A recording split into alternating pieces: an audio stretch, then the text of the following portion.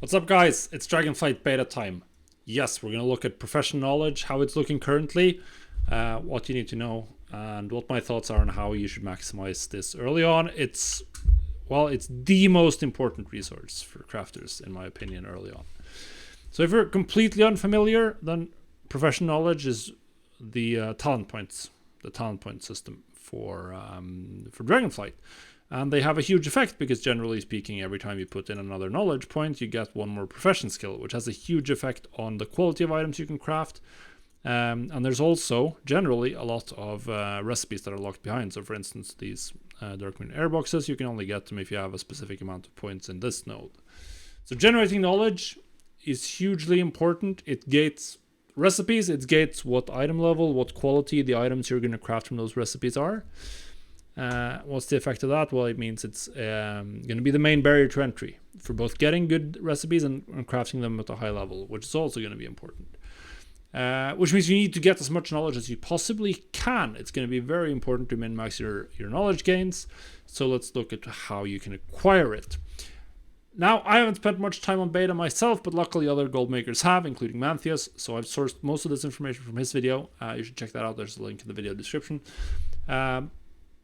Generally speaking, there's two types of ways of getting knowledge. There are methods you can only use once. There's some one-time sources. And then there's stuff that's repeatable. Now, it seems that all of the repeatable sources are either on a weekly or a bi-weekly basis. So you might be able to do them 2 times a week, like the Sereth Mortis quest, or it's just once a week. Either way, very important to do them. But you do not have to log in every day, which is nice. You can probably knock a lot of these out, a lot of crafters in one day, which means that you can reasonably well keep on top of all of the gains on multiple characters without spending too much time. I haven't actually tested doing any of these quests because I'm not much of a beta player, but it is what it is. Now for the one-time sources, the most important one, or most interesting one, is that you get one knowledge the first time you craft a new recipe that you haven't crafted before. So every time you craft a new recipe, you get a single point of, we can craft this draconic treatise of enchanting, for instance. And we can see that I gained 1 knowledge point. We have it. I have gained knowledge. You also get 5 artisan's metal, which is also important. That's but we're not touching too much on artisan's metal in this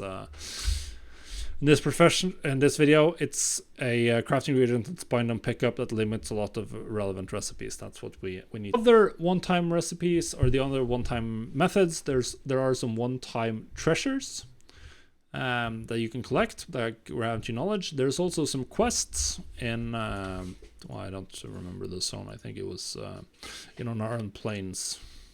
Yeah, in the Fork River crossings. There's some quests apparently. And there's also an NPC in Valdraken that will sell you knowledge at a steadily increasing cost of artisan's metal. So it's quite expensive. It requires 100 artisan's metal, then 200 and 300. I think it's a maximum of 3 purchases. You get 5 of these for every new recipe you craft.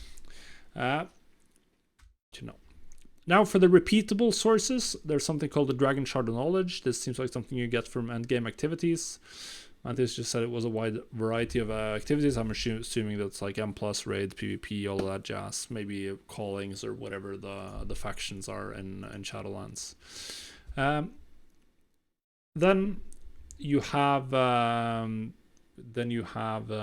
weekly and bi-weekly profession quests, and there's another weekly or bi-weekly quest to fulfill work orders for other people. So you want to do that. Well, you want to do that for gold making anyway, so that one's easy.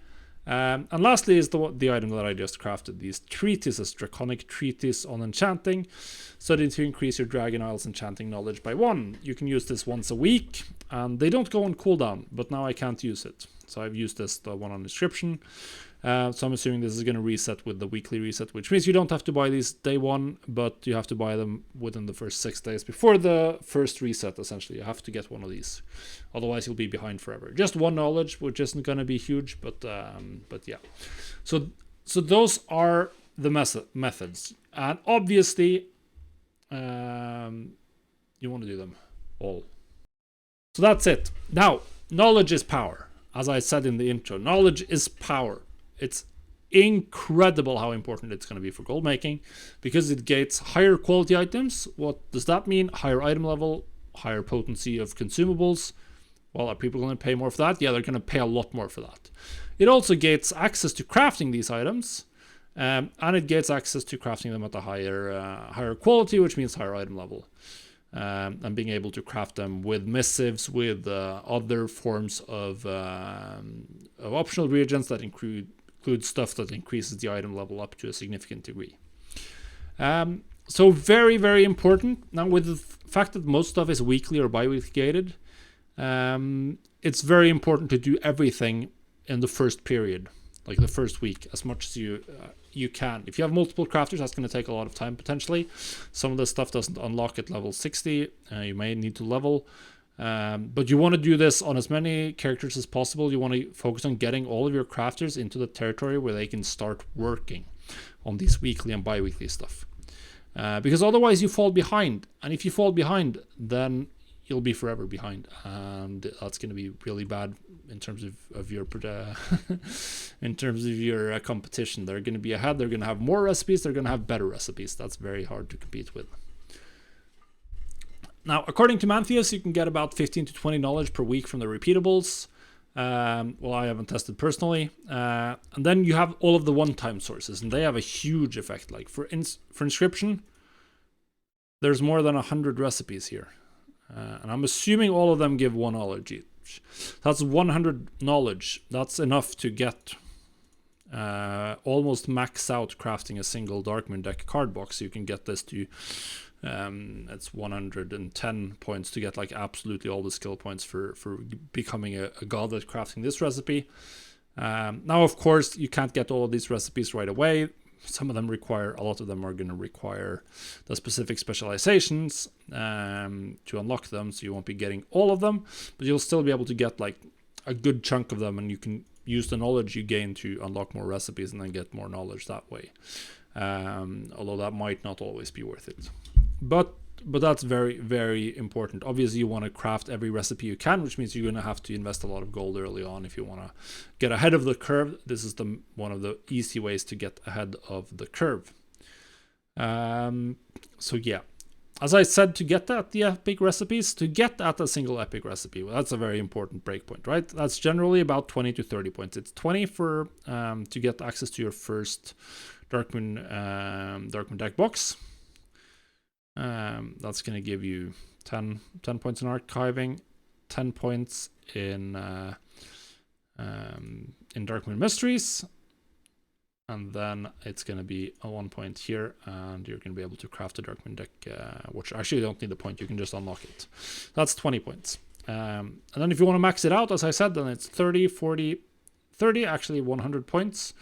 And then you have the almost maximum profession skill for this one. There's some other generic bonuses you can get. So obviously 15 to 20 is very important. That's going to be a lot of skill. It's going to be a huge difference in bonus, or it's going to be the ability to unlock one more recipe, because if I put another 10 points into Darkmoon Mysteries, then I get to this point and I can get another sub-specialization of my choice, which means I get access to one more Darkmoon box. So if you're 15 to 20 knowledge behind, then you're far behind. Like, you are effectively very far behind on your professions. So you have to stay on top of this. Like, it's imperative to stay on top of knowledge. So what does that mean? Well, it means that, as I said before, get to whatever level you need to start doing all of the repeatable stuff, all of the weekly and bi-weekly. And do all of those within the first 2 to 3 days. Make sure you do everything. If it's bi-weekly, then you need to do all of this within the first 2 to 3 days, and it needs to be your main priority. Then you want to craft everything you can. That's a very easy knowledge to get. Obviously, then you also want to go around, grab the treasures and do the quests and do all of the other one-time use methods just to get those out of the way. That's going to give you a lot of knowledge and put you ahead of the pack, essentially. It's also going to give you the potential to craft more recipes already. You have more knowledge, now you can unlock more recipes, and you can craft those and get knowledge, and then you just keep going. Now, I'm assuming that the Dragon Knowledge Shard is stuff from max level content. So if you have multiple crafters, not realistic to get that on every one of them week 1. Maybe one of them if you're lucky, maybe 2 to 3 depending on how hardcore you are with leveling and whether you're taking time off or not. It's not a huge disadvantage, but it will stack up over time. If you miss out on that 3 weeks in a row, then you're 9 points behind. That's almost a full recipe access, and that's going to be something that's going to start impacting your relative competitiveness of the stuff you have available to craft. So yeah, professional knowledge, extremely important. The main things you want to do is have a lot of gold so you can power level and craft every recipe you have available from the trainer. Craft one of each. Definitely want to track that in a spreadsheet because it's going to be really hard to remember what you've crafted and what you haven't. Then once you do that, do all the repeatable quests that are weekly or bi-weekly repeatable. Finish off the rest of the one-time methods and make sure you get your treatise week 1. Buy this sometime during week 1 and use it when you can, essentially. This is something you have to get from a work order, but you're going to want these for sure. If you're a scribe, this is going to be a giga moneymaker with your artisan's metal early on. Everyone's going to want these. But artisan's metal is going to be extremely valuable in so many different recipes. So do not worry. This is going to be big money. But yeah, that's the lowdown on knowledge gains. This is incredibly important. And if you can find any way to optimize this even further, if you can get 5-10 knowledge points ahead of the curve somehow, then that's going to be absolutely huge. So the more time you have the first couple of days to knock out all of the one-time things and then just keep grinding on the repeatables, that's going to put you in a position to make a lot of gold.